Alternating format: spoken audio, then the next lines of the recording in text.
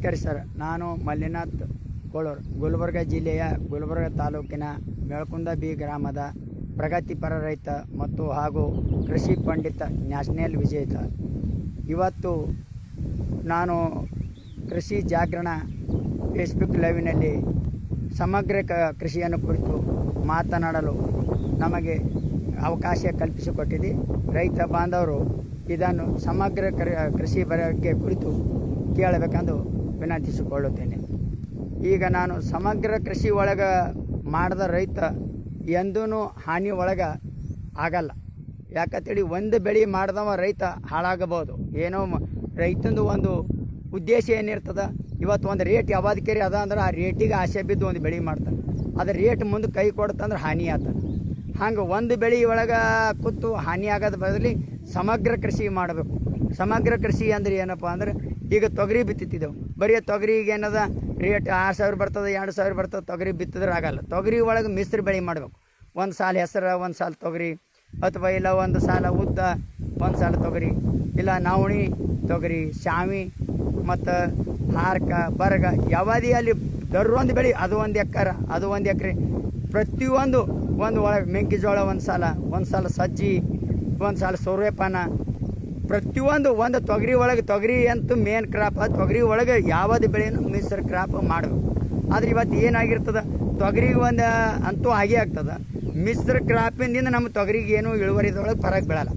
ಈಗ ಇಳುವರಿ ಎಷ್ಟು ಬರಬೇಕಪ್ಪ ಅಂದ್ರೆ, ನಾವು ಏನು ಬಿತ್ತಿದ್ರೆ 4 ಕ್ವಿಂಟಲ್ ನಮಗೆ ಇಳುವರಿ ಬಂದ್ರೆ ನಮಗೆ 2-3 ಕ್ವಿಂಟಲೇ ಹೆಸರು ಬರ್ತದೆ. ಎಕರೆಗೆ 2 ಕ್ವಿಂಟಲ್ 3 ಕ್ವಿಂಟಲ್ ಹೆಸರು ಬರ್ತದೆ. ತೊಗರಿ ಬರಂಗೆ 4 ಕ್ವಿಂಟಲ್ ತೊಗರಿ ಬರೋನೇ ಬರ್ತದೆ. ಈಗ ಮತ್ತು ಅದು ಚಲೋ ನೀರಾವರಿ ಇದ್ರೆ 8 ಕ್ವಿಂಟಲ್ 10 ಕ್ವಿಂಟಲ್ನು ತೊಗರಿ ನಾವು ಬೆಳಿತಾ ಇದ್ದೇವೆ. ಈಗ ಅಂಥ ಇದರ ಒಳಗೆ ನಾವು ಮಿಶ್ರ ಬೆಳೆ ಮಾಡಿದ್ರೆ ಹೆಚ್ಚಿಗೆ ಲಾಭ ಆಗ್ತದೆ. ಬೇಡ ತೊಗರಿ ಒಂದು ಕೈ ಕೊಡ್ತಂದ್ರೆ ಹೆಸರು ಉದ್ದರೆ ಮುಂದೆ ಮಳೆ ಬರಲಿಲ್ಲಪ್ಪ ಅಂದ್ರೆ ಹೆಸರು ಉದ್ದರೇ ಕಡೆಗೆ ಆಗ್ತದೆ, ಹೆಸರು ಉದ್ದರೇ ಬರ್ತದೆ. ಬೇಡ ಸೂರ್ಯಪಾನರೇ ಬಂದಿರ್ತದೆ. ಒಂದಿಲ್ಲ ಒಂದು ಮನುಷ್ಯಾಗ ಕೈ ಹಿಡಿತದೆ. ಯಾವಾದೂ ಏನದ ಇವತ್ತು ನಿಸರ್ಗ ನಮಗೆ ಕೈ ಕೊಡೋದಕ್ಕೆ ಸಾಧ್ಯನಿಲ್ಲ. ಒಂದು ಕಿಟ್ಟೆ ಒಂದು ಏನದ ಇದು ಆಗಿರ್ತದೆ. ಇವತ್ತು ನಾವು ಜೋಳ ಬೆಳೆಯಲ್ಲ ಅಂದ್ರೆ ಜೋಳ ಬೆಳೀತದೆ. ಇವತ್ತು ತೊಗರಿ ಬೆಳೆಯಲ್ಲ ಅಂದ್ರೆ ಮತ್ತೊಂದು ಸೂರ್ಯಪಾನ ಆಗ್ತದೆ, ಸಜ್ಜಿ ಆಗ್ತದೆ. ಯಾವುದೇ ಒಂದು ಬೆಳೆ ಸಮಗ್ರ ಕೃಷಿ ಒಳಗೆ ನಾವು ಹೋಗಬೇಕು. ಯಾವಾಗಲೂ ಒಂದೇ ಬೆಳೆ ಈಗ ತೋಟಗಾರಿಕೆ ಇದ್ರೆ, ಈಗ ಜಾಮೂನ, ಇಲ್ಲ ಚಿತ್ತಾಫಲ, ಇಲ್ಲ ಮಾವಿನ, ಈಗೆಲ್ಲ ಕಲ್ಲಂಗಡಿ 61 ಬೆಳೆ ಕಲ್ಲಂಗಡಿ. ಈಗ ಜೂನ್ ತಿಂಗಳದೊಳಗೆ ಕಲ್ಲಂಗಡಿ ಹಚ್ಚಲ್ಲಪ್ಪ, ಈಗ ರೇಟ್ ಇರಲ್ಲ ಅಂತಾರೆ ಎಲ್ಲರೂ. ಈಗ ಜೂನ್ ತಿಂಗಳದೊಳಗೆ ಕೆಲವೊಬ್ರಿಗೆ ಪ್ರಾಬ್ಲಮ್ ಇರ್ತದೆ, ಹೊಲ್ದಾಗ ಗಾಡಿ ಹೋಗಲ್ಲಪ್ಪ, ಈಗೆಲ್ಲ ಹಚ್ಚೋದು ಬಿಡ್ತಾರೆ. ಇಲ್ಲ ಈಗ ನೀರಾಗಿಲ್ಲ, ಇದೊಂದು ಕ್ರಾಪ್ ತಗೊಂಡಿಕೆ ಬೆಳೆ ಏನಾರ ಸೂರ್ಯಪಾನ ಅಥವಾ ನಾವು ಹೆಸರು ತೊಗೊಂಡು ನಾವು ಇದು ತಗೊಂಡಿಕೆ ಮುಂದೆ ನಾವು ಆಗಸ್ಟ್ದೊಳಗೆ ಹಾಕಿದ್ರೆ ಅಂತ ಹೇಳಿ ಬಿಟ್ಟಿರ್ತಾರೆ. ಹಿಂಗೆ ಕೆಲವೊಂದು ಮಳೆಗೆ ಆಗಲ್ಲ ತಿಳ್ಕೊಂಡು ಭಾಳ ಮಂದಿ ಬಿಟ್ಟಿರ್ತದೆ. ಈ ಎಳೆಯಾಗ ಮಾಡಿದ್ರೆ ರೇಟ್ ಹೆಚ್ಚಿಗೆ ಸಿಗ್ತದೆ. ಹೋದ ವರ್ಷ ನಮಗೆ ಇದೇ ಆಗಸ್ಟ್ದೊಳಗೆ ಹಚ್ಚಿದ್ರೆ 21 ರೂಪಾಯಿ ಕಿಲೋಕ್ಕೆ ಮಾರ್ಯದ. 1.5 ಎಕರೆದಾಗ 7.5 ಲಕ್ಷ ರೂಪಾಯಿ ಆಗ್ಯದ.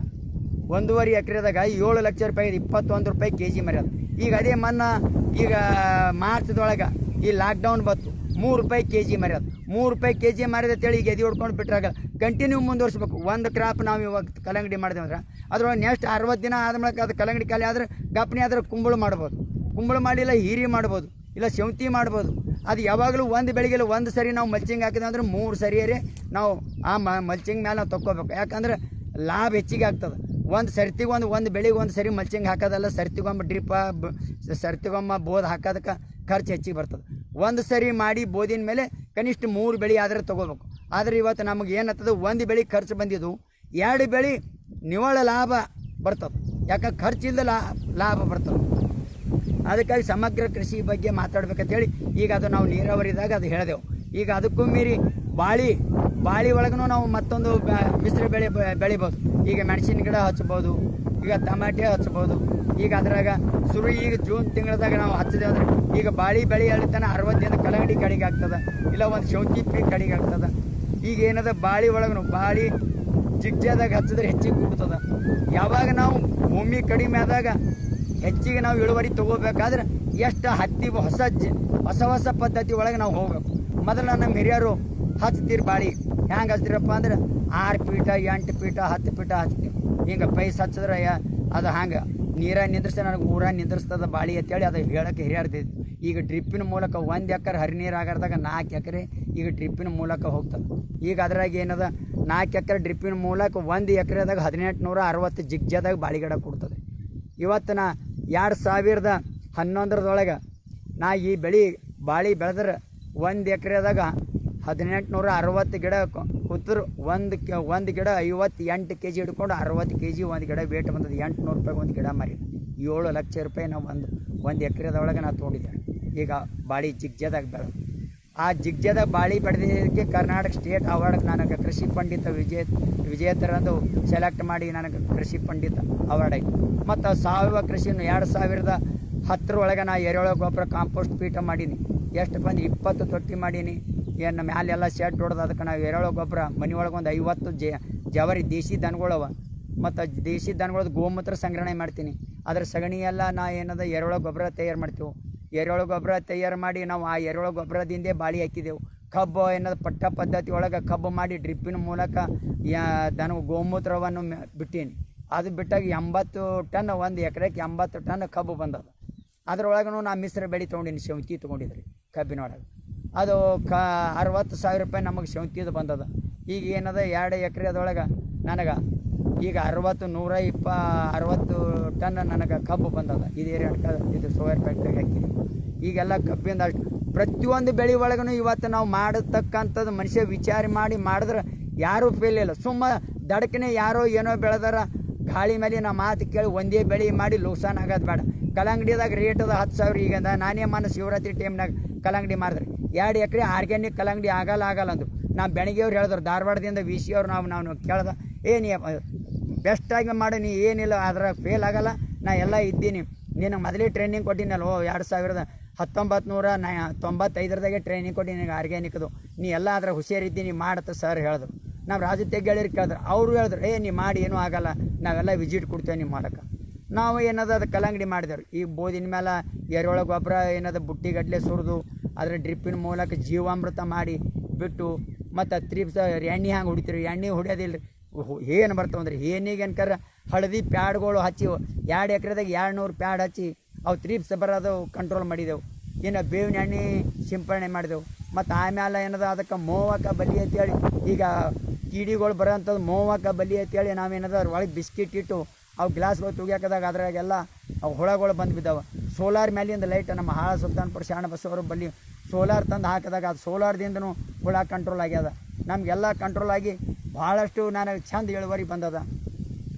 ನನಗೆ ಇಳುವರಿ ಚಂದ ಬಂದದ್ರಿ. ಈಗ ನನಗೆ ಅದು 5 ಗಾಡಿ ಮಾಲ್ ಆಗ್ಯದ ರೀ. ನಾನು 11 ಟನ್ 10 ಟನ್ 11 ಟನ್ 5 ಟನ್ ಆಗ್ಯದ. ನಾವು 9 ರೂಪಾಯಿ ರೇಟಿನಾಗ ಕೊಟ್ಟಿದ್ದೆ. ಇವತ್ತು ನನಗೆ ನಿವ್ವಳ ಲಾಭ ಅದ್ರದ್ದು ಖರ್ಚು ಹೋಗಿ 3,30,000 ನನಗೆ 2 ಎಕರೆದಾಗ 3,30,000 ರೂಪಾಯಿ ಬಂದದ್ದು. ಈಗ ಅದೇ 3,30,000 ಆಗ್ಯದಪ್ಪ ಅಂತೇಳಿ ನೆಕ್ಸ್ಟ್ ಟೈಮ್ ನಾ ಮಾಡಲಿಲ್ಲ. ಈಗ ಬೇರೆದವರು ಎಲ್ಲ 9 ರೂಪಾಯಿ ಮಾರಿದ ನಾವು ಮಾಡ್ಬೇಕಂತೇಳಿ ಮಾಡಿದ್ರು. ಅದು ಲಾಕ್ಡೌನ್ ಬಂದು 3 ರೂಪಾಯಿ ಮಾರ್ತು.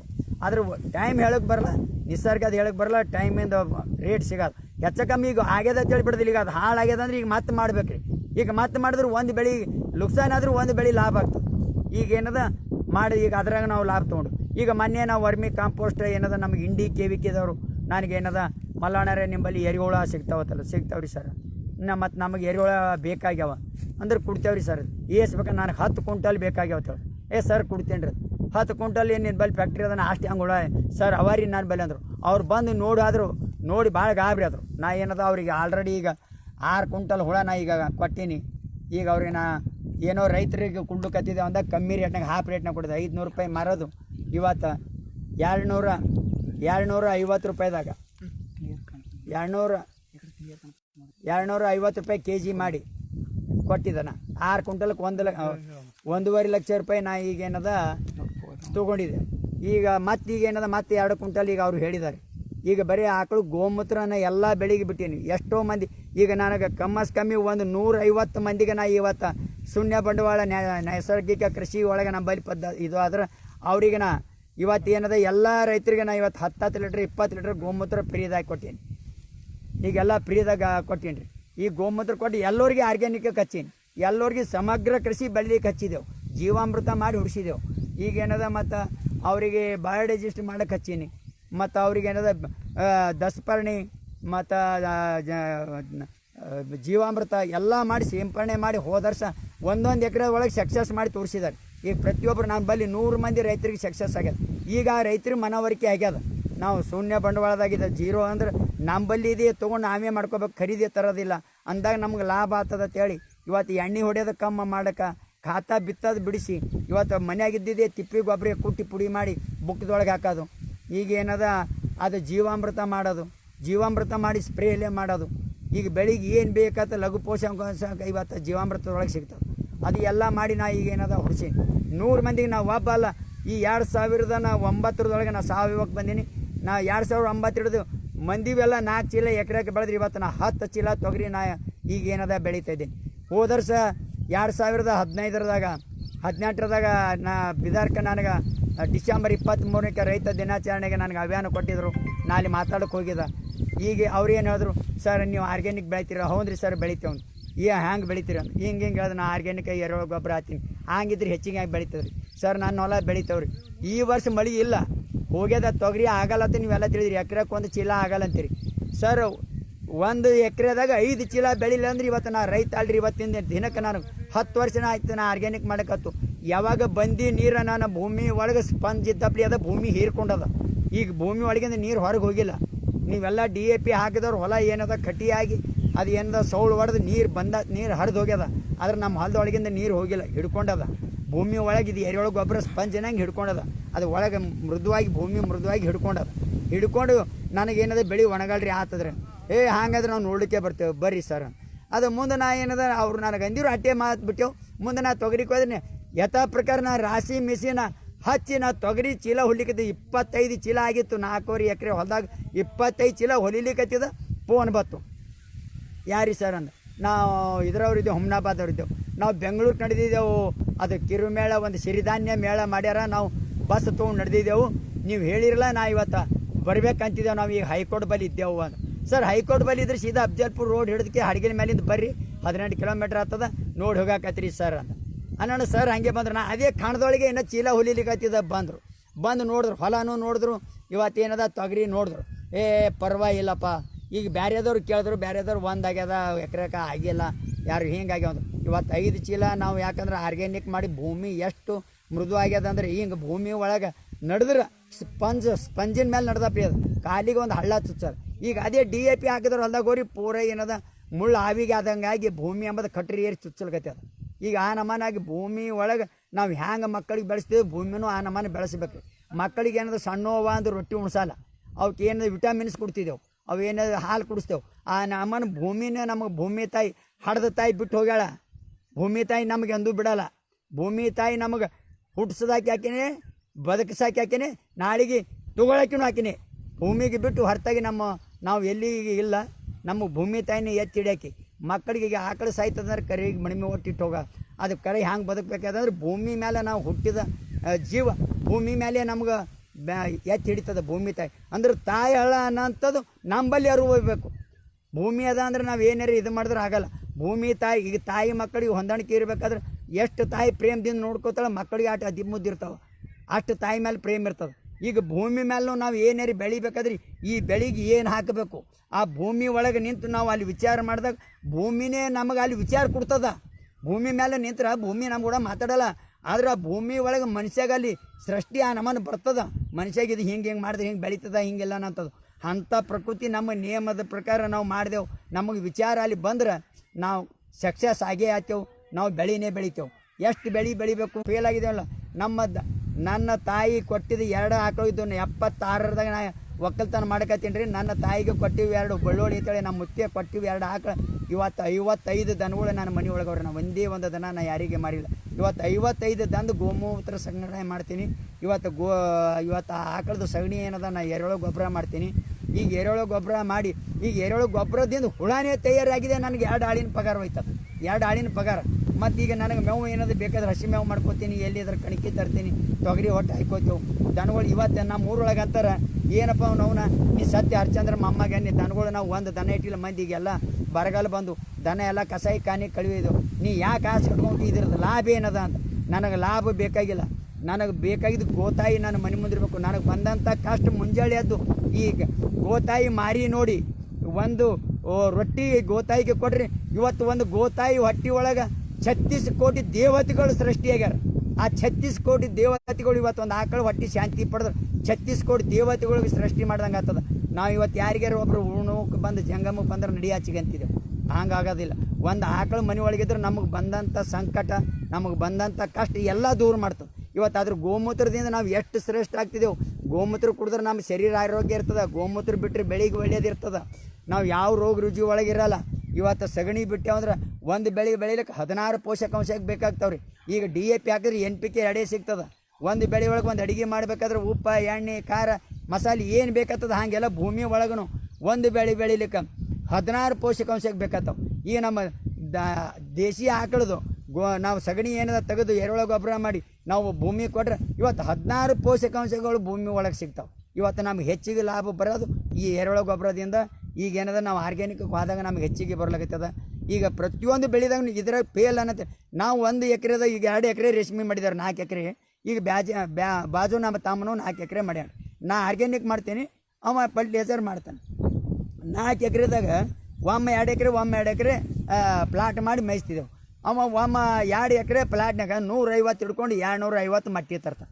ನಾ 500 ಹಿಡ್ಕೊಂಡು 600 ಮಟ್ಟಿ ತರ್ತೇವೆ. ಈಗ 2018 ನಾ 2 ಎಕರೆ ಒಮ್ಮ 2 ಎಕರೆ ಒಮ್ಮ ನಾ 6 ಸರಿ 9 ಸರಿ ಬೆಳೆ ಮೆಚ್ಚಿದ್ದಾರೆ. ಅಂದರೆ ಒಂದು ಸರಿ 50, ಒಂದು ಪ್ಲಾಟ್ 5, ಒಂದು ಪ್ಲಾಟ್ 4, 550 ರೂಪಾಯಿ ರೇಟ್ ಮಾರ್ಯಾದ್ರಿ.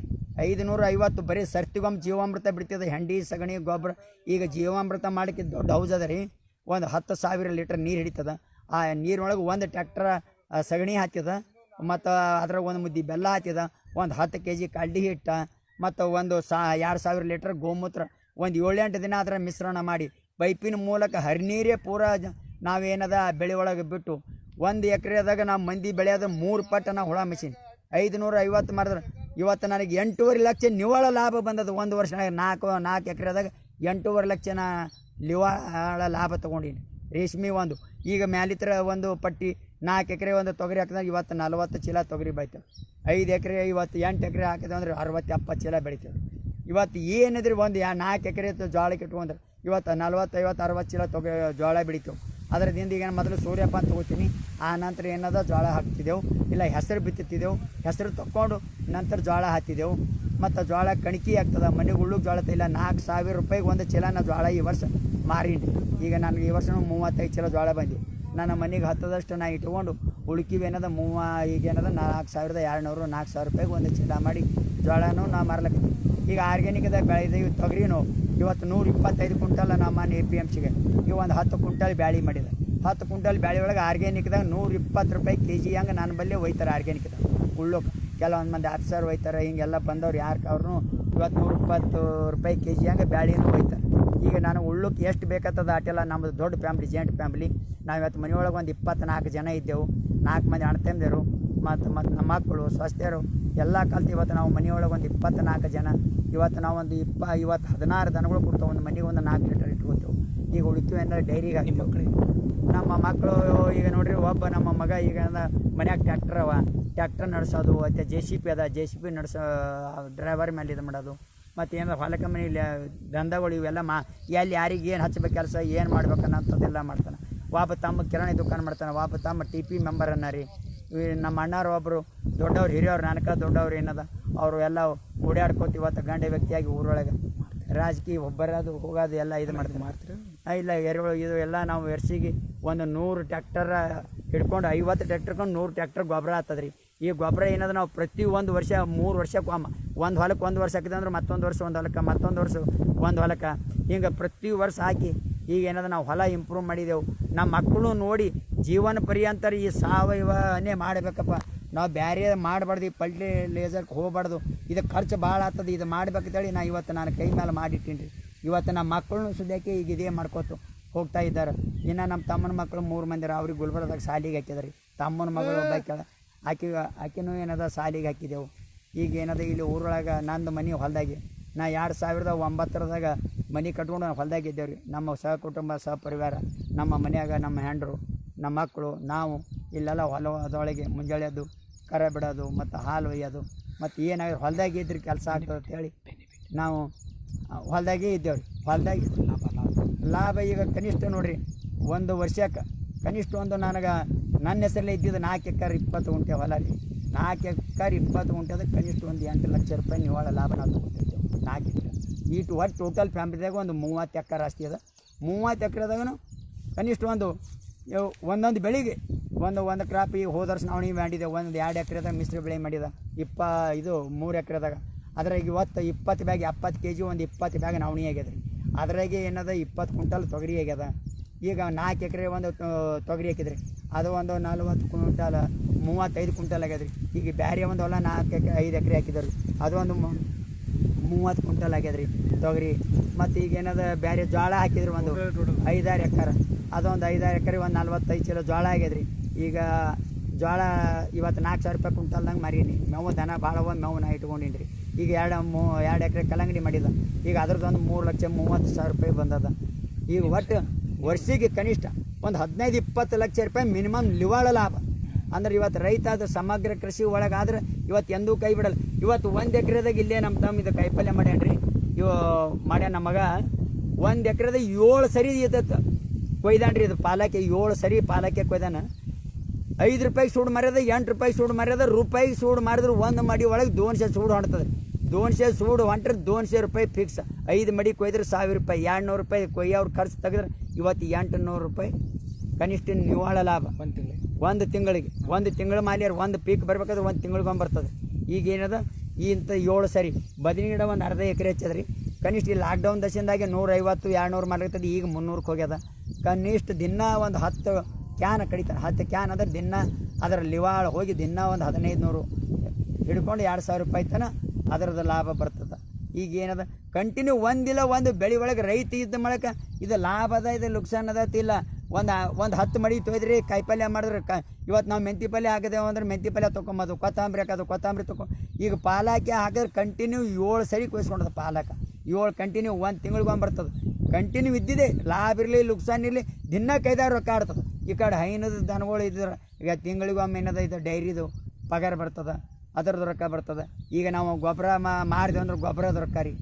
ಪ್ರತಿಯೊಂದು ಮಿನಿಮಮ್ ಇವತ್ತು ರೈತಿಗೆ ಎಂದೂ ಕೈ ಕೊಡ್ಲಿ. ಇವತ್ತು ರೊಕ್ಕ ಇಲ್ಲಪ್ಪ ಹ್ಯಾಂಗೆ ಮಾಡ್ಬೇಕನ್ನಂತ ಕೈ ಕಟ್ಕೊಂಡು ಕೂಡಂಥ ಕೆಲಸನೇ ಇಲ್ಲ. ಸಮಗ್ರ ಕೃಷಿ ಒಳಗೆ ಮಾಡಿದ್ರೆ ಮುಂಜಾನೆ ಹಿಡಿದು ಸಂಜೆ ತನಕ ಕೈದಾರ ರೊಕ್ಕ ಆಡ್ತದೆ. ಈಗ ನಾವು ಕೈದಾರ ರೊಕ್ಕ ಆಡ್ತೀವಿ, ಏನು ಇದ್ರದ್ದು ಪ್ರಾಬ್ಲಮ್ ಇಲ್ಲ. ಅದಕ್ಕೆ ನಾವು ಎಲ್ಲ ರೈತರಿಗೆ ಏನದ ನನಗೀಗ ಏನದ ಲೈವ್ ಜಿಯೋ TV ಇವ್ರು ಏನು ನನಗೆ ಸಮಯ ಕೊಟ್ಟು ಮಾತಾಡೋಕ್ಕೆ ಅವಕಾಶ ಮಾಡಿ ಕೊಟ್ಟರೆ, ಕೃಷಿ ಜಾಗರಣ ಫೇಸ್ಬುಕ್ ಲೈವ್ನವರು ಇದು ಸಮಯ ಕೊಟ್ಟು ಮಾತಾಡೋಕ್ಕೆ ಸರಿ ಎಲ್ಲ ರೈತರು ಏನು ಕೇಳಿರಿ ಸಮಗ್ರ ಕೃಷಿಗೆ ಹೋಗ್ಬೇಕಂತ ತಮ್ಮೆಲ್ಲರಿಗೆ ನಾನು ವಂದಿಸಿ ಕೈ ಮುಗಿದು ಕೇಳ್ಕೊಳ್ತೀನಿ.